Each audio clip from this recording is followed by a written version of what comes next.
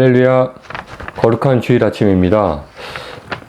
하나님 앞에 예배드리는 우리 모든 유수 가운데 주의 은혜가 충만하기를 기대하고 소망합니다. 오늘 우리에게 주시는 하나님의 말씀은 베드로후서 1장 16절에서 21절까지의 말씀입니다. 제가 읽도록 하겠습니다.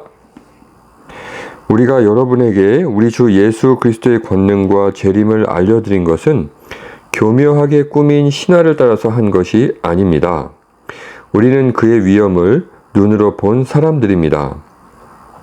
더없이 영광스러운 분께서 그에게 말씀하시기를 이는 내 사랑하는 아들이요 내가 좋아하는 아들이다 하실 때에 그는 하나님 아버지께로부터 존귀와 영광을 받았습니다. 우리가 그 거룩한 산에서 그분과 함께 있을 때에 우리는 이 말소리가 하늘로부터 들려오는 것을 들었습니다. 또 우리에게는 더욱 확실한 예언의 말씀이 있습니다. 여러분의 마음속에서 날이 새고 샛별이 떠오를 때까지 여러분은 어둠 속에서 비치는 등불을 대하듯이 이 예언의 말씀에 주의를 기울이는 것이 좋습니다. 여러분이 무엇보다도 먼저 알아야 할 것은 이것입니다. 아무도 성경의 모든 예언을 제멋대로 해석해서는 안 됩니다. 예언은 언제든지 사람의 뜻에서 나온 것이 아니라 사람들이 성령에 이끌려서 하나님께로부터 오는 말씀을 받아서 한 것입니다. 오늘 우리에게 주시는 하나님의 말씀 베드로서 1장 16절 말씀은 그리스도의 권능과 재림에 관한 이야기가 신화를 따라 만든 교묘하게 꾸며낸 이야기가 아니라 본인들이 직접 경험하고 체험한 내용임을 증언하고 있습니다. 그렇다면 왜 이렇게 꾸며낸 이야기가 아니라고 강조하고 있을까요? 그건 답은 간단합니다. 예수 그리스도께서 행하셨던 권능 그리고 재림에 관련된 모습을 이야기할 때 많은 사람들은 정말 이것이 신화처럼 느껴질 것이기 때문입니다. 예수님께서 활동하시고 그리고 죽으시고 부활하신 이후에 사도들이 성경을 기록할 이 당시에 로마에는요 그리스 신화와 로마 신화가 많이 퍼져 있던 시기였습니다. 사도행전 14장에도 이 바나바와 바울이 복음을 전하러 다녔는데요. 루스드라라는 지역에서 태어날 때부터 다리를 쓰지 못하는 장애인을 만납니다. 그 사람을 위해 기도해 주었더니 하나님의 놀라운 이적을 베풀어 주셔서 벌떡 일어나는 기적이 일어났죠. 이 광경을 목격했던 주변 사람들이 바나바는 제우스 신이다. 그리고 바울은 헤르메스 신이다. 이 두 신이 사람의 모습으로 내려왔다. 라고 소리치면서 큰 소동이 일어났었습니다. 그만큼 그때 당시에는 이 그리스 신화, 로마 신화가 많은 사람들에게 믿어지고 그리고 퍼져 있던 상황이었었는데요. 마치 예수님에 대한 이 놀라운 이적과 그리고 변화선상에서 놀라운 천사보다 더 빛나는 모습, 이 광채, 영광스러운 모습으로 오셨던 이 내용이 마치 신화처럼 들렸을 것입니다. 하지만 이것은 신화가 아니라 진실된 예수 그리스도의 역사적 사실을 기반으로 한 증언이었죠.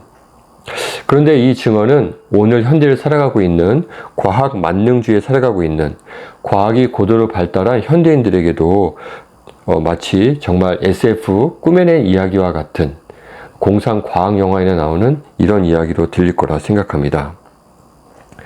하지만 예수 그리스도께서 행하셨던 그 능력, 이것은 정말 하나님만이 하실 수 있는 능력이었죠. 예수 그리스도의 권능을 이야기할 때 물론 이적만을 이야기하는 것은 아닙니다. 하지만 베드로가 이렇게 이것이 꾸며낸 이야기가 아니라는 것을 말하는 것을 보면 분명 예수 그리스도께서 행하셨던 놀라운 이적, 기적, 하나님만이 하실 수 있는 사건들임을 우리가 이야기할 수 있습니다. 어떤 사건들이 있을까요? 태어난 때부터 이 시각장애인으로 태어난 분을 기도했더니 안수했더니 눈을 뜨게 하셨고 중풍병으로 이 몸을 못 쓰는 사람을 위해 기도해 줬더니 또 그 자리에서 즉각적으로 일어나는 놀라운 이적들이 있었습니다. 심지어 이 돌풍이 일어났던 바다를 꾸짖으셨더니 바로 바다가 잠잠해졌죠. 무리를 걷는 사건도 있었고요. 그리고 가나 혼인잔치에서 포도주가 떨어졌을 때 물을 포도주로 변화시키는 놀라운 이적도 보이셨습니다.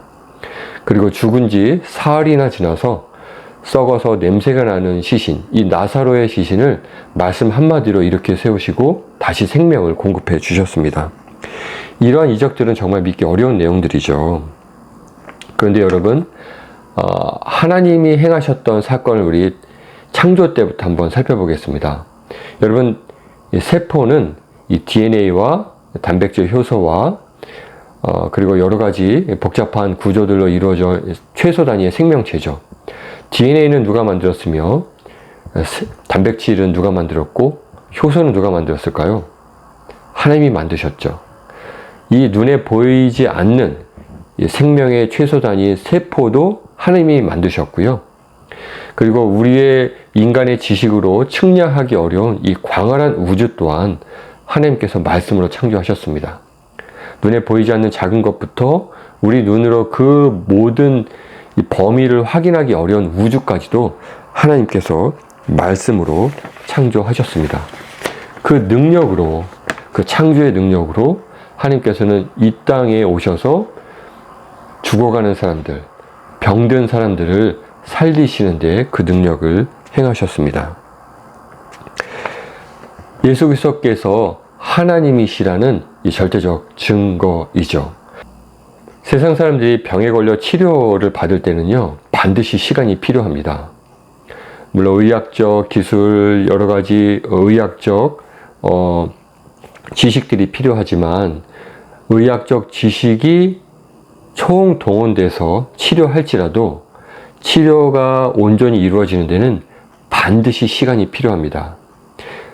이것을 물리적인 시간이 필요하다라고 표현할 수 있는데, 하나님께서, 즉 예수님께서 이 땅에 오셔서 병든 자를 치유하시고 그리스도께서 놀라운 능력을 행하심으로 치료하실 때는요, 이 물리적인 시간이 필요하지 않았습니다.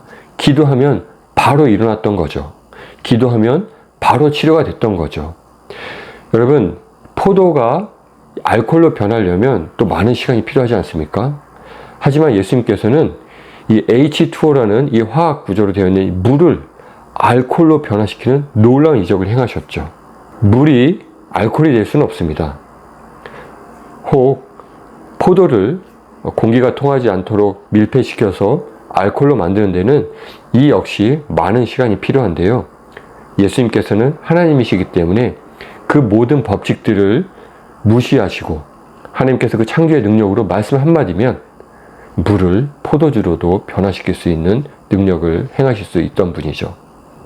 무엇보다 썩어가는 세포가 치료된다 할지라도, 물론 치료도 잘 되지 않을 뿐더러 치료가 된다 할지라도 시간이 얼마나 오래 걸리는지 모릅니다. 하지만 예수님께서는 이 온 몸이 썩어서 냄새나는 시신이 부패하는 그 상황에서도 그분이 하나님이시기 때문에 나사로야 나오라, 이 말씀 한마디로 이 모든 것을 완벽하게 해결하시고 썩음에서 새로운 새 생명으로 온전케 하셔서 온전한 몸으로 다시 소생시켜 주셨습니다. 하나님만이 하실 수 있는 거죠. 또 예수님께서 이 변화산상에서 베드로와 요한과 야고보 3명을 데리고 변화산상에 올라가셔서 이 놀라운 영광의 모습으로 변화되셨었습니다. 그 옆에는 모세와 엘리야가 함께 있었죠. 이 광경을 목격한 이 세 제자는요, 곧바로 엎드려졌고 두렵고 떨었습니다. 하지만 또 동시에 그 광경이 얼마나 신비롭고 은혜가 넘쳤는지 그곳에 계속 있기를 예수님께 요청했었죠. 어쨌든 이 광경을 목격했을 때 이 제자들은요 마치 신화와 같은 신비한 일들을 경험하고 있었을 것입니다. 이 사건들, 이 모든 사건들, 이것이 꾸며낸 이야기가 자신들이 직접 보고 경험했다는 것을 강조하고 있습니다.